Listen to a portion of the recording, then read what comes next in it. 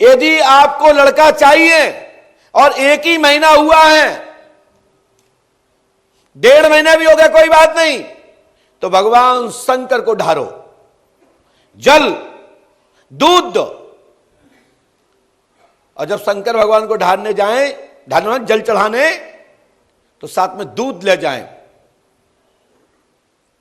और दूध के साथ में एक नींबू की जड़ ले जाएं और नींबू की जड़ शंकर भगवान की पिंडी पर रखें। पहले जल चढ़ाएं, फिर गाय का दूध चढ़ाएं। और वो गाय कौन सी होना चाहिए? देसी गाय, श्यामा गाय। मुकेश गुप्ता जी को पता होगा इस बात को।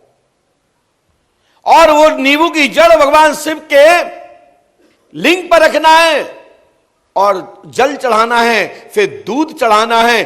दूध और वो जड़ी हाथ में मांग लेना है और वही घर पे जाकर के पीस के दूध में पी लेना है। जाओ, लड़का होगा।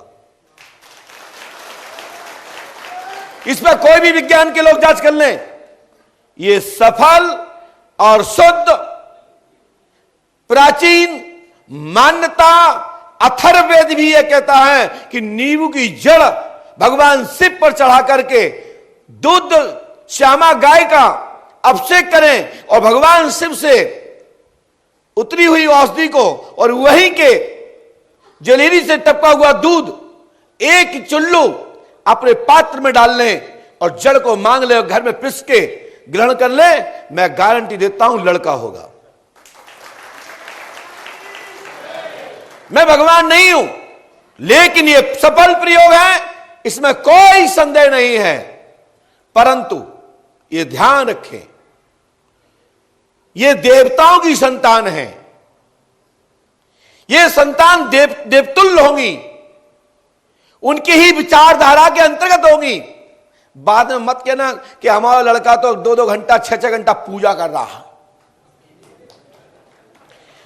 यदि फिल्म दुनिया वाले बच्चे चाहिए हो तो डॉक्टरों से मांगो कि मुझे तो अमिताभ जैसा चाहिए, हमें धर्मेंद्र साहब जैसा चाहिए। हाँ, कि आज की कितने हीरो किसकी शक्ल में चाहिए। वैसे हमारे यहां यह भी कहा गया है कि जैसी भी संतान चाहते हैं, जिस प्रकार चाहते हैं, उस प्रकार का माहौल बनाइए। हमारे घर में डॉक्टर भी इस बात को मानते हैं, जब कोई माता बहन गर्भवती हो जाती है तो उनके आसपास में छोटे छोटे बच्चों के चित्र लगवा देती है और एक बुक दे देती है कि आप देखिए कि इस समय तुम्हारा बच्चा इतने महीने का हो गया है, इस समय इस स्थिति में है। लेकिन कई बच्चे जन्म लेते ही उद्दंड हो जाते हैं। इसलिए हो जाते हैं कि वो पूरे 9 महीने बाप मताई की आपस में लड़ाई सुनते हैं, घर की किचकिच सुनते हैं, इसलिए बच्चे उसे बन जाते हैं। कई लोग महाभारत जैसे बच्चे जाते हैं, महाभारत करने लगते हैं। इसका प्रमाण है कि जब अभिमन्यु जब गर्भ में था तो अर्जुन चक्रव्यूह का भेद अपनी पत्नी को सुना रहे थे। मेरी बात सुन पा रहे हो, समझ पा रहे हो?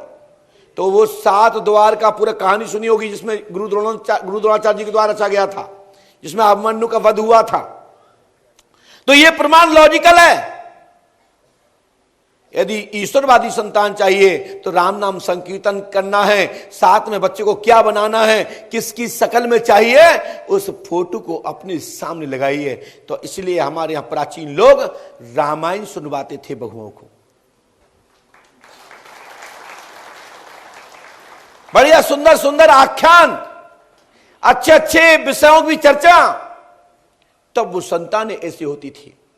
ऐसा हमने अपने बड़े बुजुर्ग, अपने गुरुजनों के मुख से ऐसा सुना और वह मैंने अपने शिष्यों पर प्रयोग किया और उन शिष्यों के वो बच्चे ऐसे हुए जो आज देवतुल्य भी कुछ बच्चे हैं, जिनको हम भी कहते हैं क्या भगवान की कृपा कि इनके अंदर साक्षात नारायण का दर्शन होता है। लक्षण होते हैं, विचारधारा होती है। तो कैसे बच्चे चाहिए, कैसी संतान चाहिए, कैसी गर्भाधान करना है, उसके लिए भी हमको पंचांग ज्योतिष गणिताचार्यों से पूछना पड़ेगा।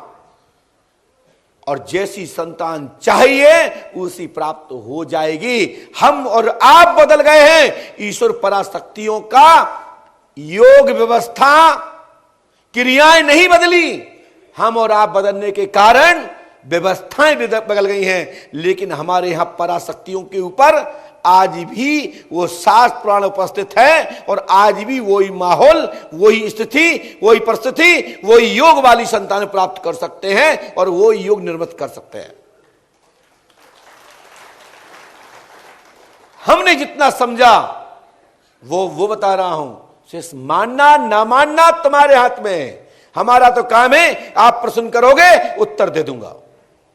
समाधान तो हनुमान जी पंडोकर सरकार करेंगे और आपकी आस्था श्रद्धा होगी तो सफलता मिल जाएगी, नहीं तो मैं भगवान नहीं हूं।